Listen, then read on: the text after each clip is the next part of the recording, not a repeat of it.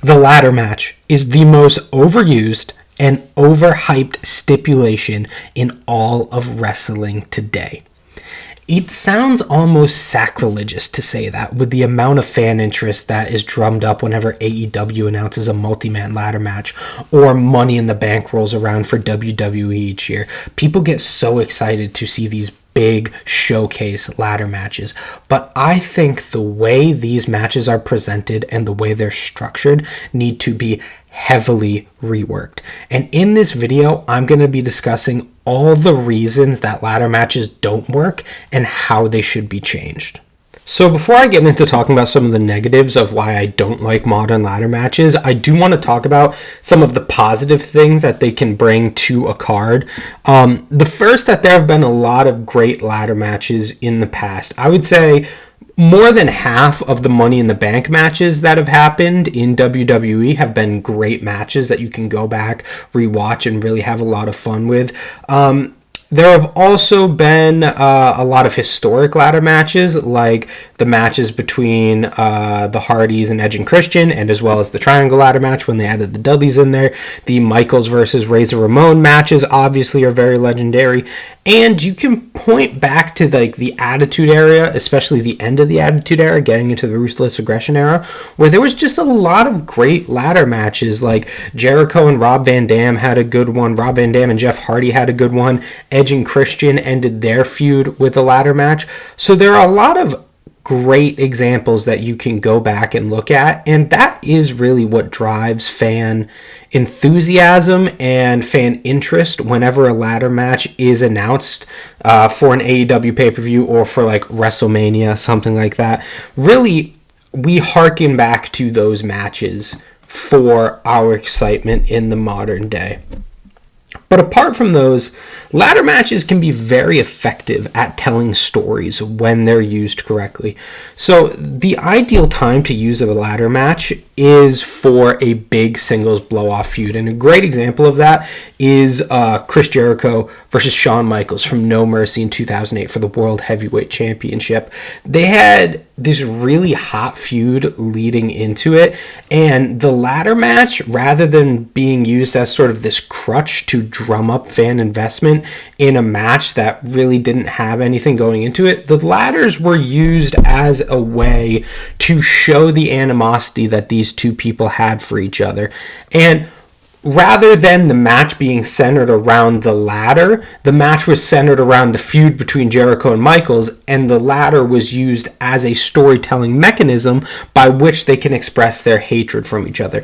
That is the way that a ladder match should be used. It should be used to enhance a story rather than be the only interesting thing about a match. But in modern day matches, often that story and those characters that are necessary to have a great ladder match really are non-existent. So when I talk about my gripes with ladder matches, I'm going to focus exclusively on WWE and AEW pay-per-view ladder matches, because really where I think the ladder match is used incorrectly is on those stages, the biggest North American stages, the pay-per-views from WWE and AEW. And we've had 4 of those so far this year, and I want to go through each of them and talk about why those matches are sort of indicative of how ladder matches are incorrectly used on the biggest stages. And the first one was the tag team ladder match from WrestleMania, where you had 6 teams in there vying for both the SmackDown and Raw tag team titles. And really, with this match, it is a case of being the exact opposite to what I enjoyed about the Shawn Michaels versus Chris Jericho match. In that match, you had 2 characters who you were heavily invested in a feud that you were heavily invested in, and you were now seeing them one-up their violence by using ladders. In this match, you have a division that no one can have investment in because it hasn't been treated seriously on TV, with 6 teams like DIY and The Awesome Truth and A-Town Down Under, who you just cannot possibly have investment in. So they're all just thrown into this match because they have nothing else to do. The ladder is the focus of this match rather than the teams and the characters, which is the direct opposite of what you got from the early TLC matches in 2000 and 2001. People were invested in the teams and excited to see how they would use the implements and the ladders to further their story. When it's the other way around, it doesn't work, because when you see someone go through a table or go through a ladder or take a really big spot, the nervousness or the excitement that is built from that spot is based off tension in the story and investment in the characters. And when you just throw people out there on a card without properly building a story around them or building investment in those characters, it doesn't work. Fans don't really care, and the only thing they have to hold on to are sort of these big bombastic spots. And that leads me into my second match, which is the women's Money in the Bank match. This is one of my least favorite WWE pay-per-view matches of the year, because it so directly opposes what I like in wrestling. Not only were you sending a bunch of characters out there who don't have any investment, the only really ones that I cared about, and it seemed like the fans at the time only cared about, were Io Sky and Tiffany Stratton, and putting them in this match that's not only a lack of investment, but also really dangerous. Like the enjoyment that I've seen around this match sort of comes from how insanely reckless it was, and that being this driver of drama and action. But I don't feel that that is the way at all, because when you have a match that is only built on big spots, when those big spots are messy or they're botched or they don't really work, you have nothing else. The floor completely falls out from under you. You can't fall back on anything else like you could in a normal match. In a normal match, if you have a botch, well, that's okay. You can normally get fans invested back in the match by the sheer power of personality from whoever's in the ring. But when you have 6 characters who you don't really care about going through all these big spots, and those spots are sloppy, then there's nothing to grasp onto, to enjoy, or to become invested in, other than this, the sheer schadenfreude of it, watching other people get hurt and deriving entertainment out of that. The other one that I didn't really like this year was from Forbidden Door. It was the AEW match to crown the vacant TNT champion, and a lot of people did like this match because technically it did work. Technically, the spots were executed well, and they were sequenced in a way that made sense, and each person in the match did their job very well. The reason this match didn't work for me is because you had names like Mark Briscoe, Konosuke Takeshita, Lio Rush, El Phantasmo, and really, those are characters who I would rather see doing something else, having a big, high-profile singles match, rather than being just one of 6 cogs in this multi-man ladder schmoz machine.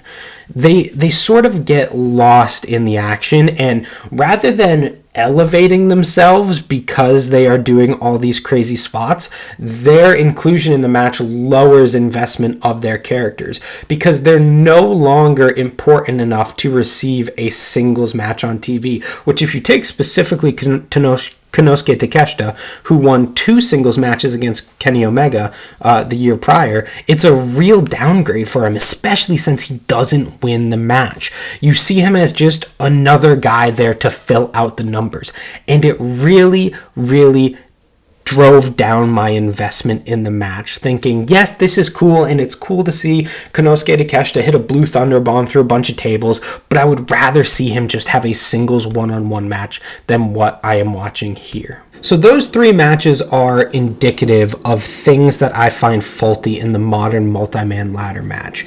No investment in characters, big spots overriding big stories, and taking characters out of singles prominent programs to put them in this match to make up the numbers. That doesn't mean that multi-man ladder matches cannot work in the modern day. I still think they can if executed properly, and the match that I am going to use to present that idea is the men's Money in the Bank ladder match from this year. Saying that this is my favorite ladder match from the year seems a little bit odd, because it has received probably the lowest amount of critical acclaim out of all the matches discussed so far, because it doesn't really have those big, boisterous spots that you associate with a ladder match. It is by far, if you were making a highlight reel of all the big ladder spots from this year, it would feature in that match the least.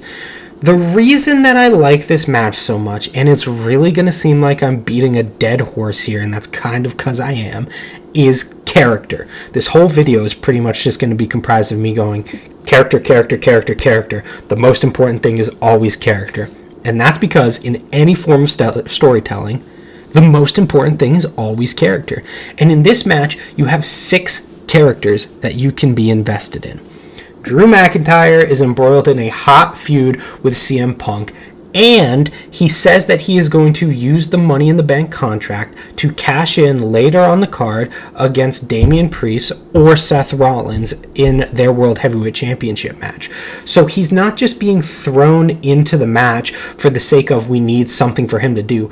It's a character direction for him, and it's a motivation for him to be in the match. You also have Jey Uso and LA Knight, who are 2 of the biggest baby faces, 2 of the biggest heroes in the company. Fans love them. They are hugely over and excited to see them wrestle on pay-per-view. You also have Chad Gable, who just recently turned heel, and people are excited to see what new direction he's going to go in as presumably one of the top big bads of the company. And you have Andrade and Carmelo Hayes, a returning and new character on WWE TV, who we are going to get to see new characters from going forward in this match. So that is 6 people who fans can be invested in this match. And sure, not all of them are as likely to win as the other. It's pretty obvious that Drew and Jay were the 2 frontrunners for winning the contract in this match.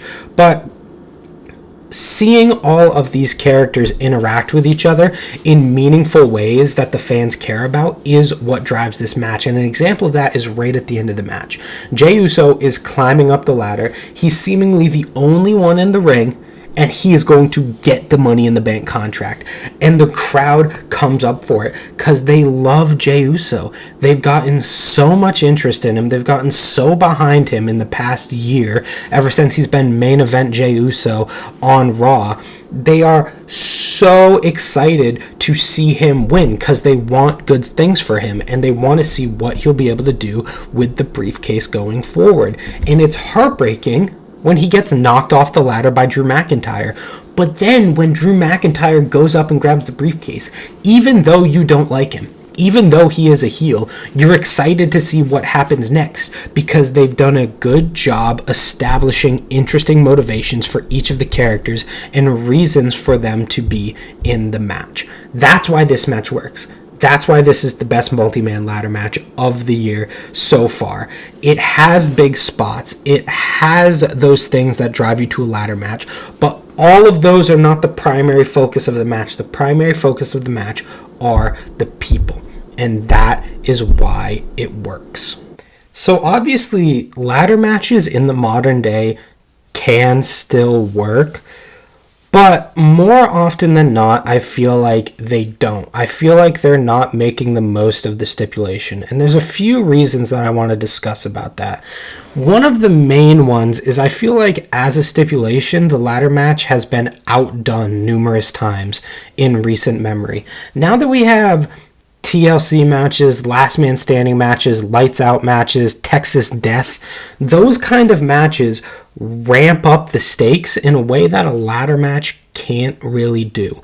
When you are focused on a match where ladders are the primary weapon versus a match where you can use ladders and tables and chairs, or in AEW, tacks, barbed wire, fire, glass, things like that, why would I want to watch a ladder match? If the point of the ladder match is to see these big, awesome spots that pop the crowd and really make us go, wow, why would I not just watch a Texas Death match where I can get all those things to a higher degree?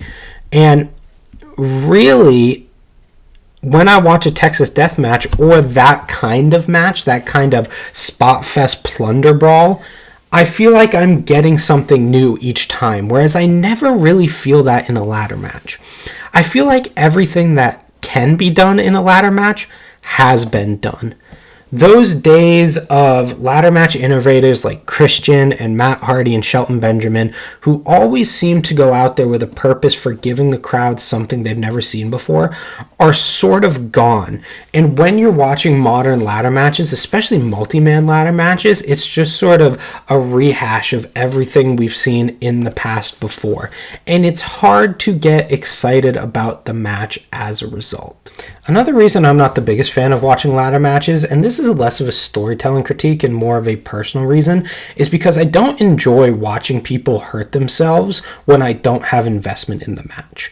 When people are doing these big extreme spots for a match and I look at it and say, well, you haven't done anything to make me care about these characters or the story, and I just think the match is mid to all right at best, it doesn't make me enjoy watching the product. Seeing these people go out there and have very dangerous matches where they're potentially injuring themselves, if I'm going to watch that kind of match, I want to be able to really get invested in the drama of it. And the way they're presented right now, I really just can't do that. So not only do I not enjoy watching ladder matches from a perspective that I could be watching a better match and they could be telling a better story, also it sort of makes me feel yucky to watch them sometimes. So it seems like in the modern day, with so much focus on the multi-man ladder matches and using them as just this way to drum up crowd excitement and get a bunch of people on the card, it seems like the ladder match is sort of dead in the modern day. But that's really not the case, and it doesn't have to be.